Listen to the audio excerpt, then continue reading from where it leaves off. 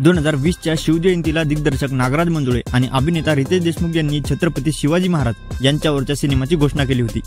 त्यानंतर या सिनेमाची प्रेक्षकांमध्ये बरीच उत्सुकता लागली, कारण मराठीतील हे दोन मोठे कलाकार पहिल्यांदाच एकत्र येऊन छत्रपती शिवाजी महाराज यांच्यावर सिनेमा बनवणार होते। त्याचबरोबर या सिनेमाला अजय अतुल यांच्या संगीताचीही साथ असल्याने नक्कीच हा सिनेमा भारी असेल अशी सर्वांचीच भावना होती। मात्र 2020च्या नंतर या सिनेमाची कुठेच चर्चा होत नव्हती। स्वतः नागराज मंजुळे आणि रितेश देशमुख यांच्याकडूनही या सिनेमाबद्दल काहीच बोललं जात नव्हतं।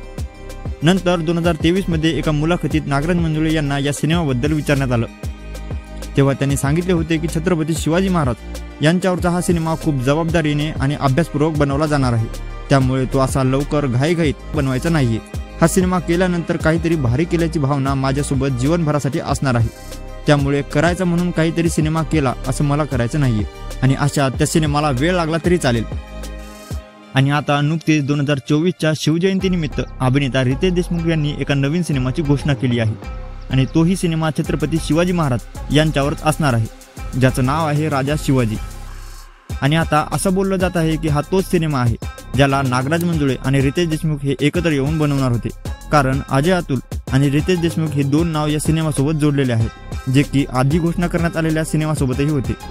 2020ला घोषणा करण्यात आलेल्या सिनेमाची निर्मिती नागराज मंजुळे यांचं आठवट प्रोडक्शन आणि रितेश देशमुख यांची मुंबई फिल्म कंपनी हे दोन प्रोडक्शन हाऊस करणार होते। मात्र आता घोषणा करण्यात आलेल्या सिनेमाची निर्मिती रितेश देशमुख यांची मुंबई फिल्म कंपनीच करत आहे आणि जिओ स्टुडिओज हे या सिनेमाला प्रस्तुत करत आहेत। त्याचबरोबर जेनेलिया देशमुख आणि ज्योती देशपांडे या सिनेमाचे निर्माते आहेत। त्या आधीच्या सिनेमाला नागराज मंजुळे हे दिग्दर्शित करणार होते, मात्र आता या सिनेमाला रितेश देशमुख यांचं दिग्दर्शक म्हणून नाव लागलेलं आहे, म्हणजेच रितेश देशमुख हे स्वतः हा सिनेमा दिग्दर्शित करत आहेत। मागच्या वर्षी प्रदर्शित झालेला वेड हा सिनेमा रितेश देशमुख यांनी उत्तम दिग्दर्शित केला होता, यामुळे आशा आहे की हाही सिनेमा ते नक्कीच उत्तम दिग्दर्शित करतील। त्याचबरोबर अजून एक उत्सुकता आहे, ती म्हणजे रितेश देशमुख हे या सिनेमात दिग्दर्शनाबरोबर अभिनयही करतील का।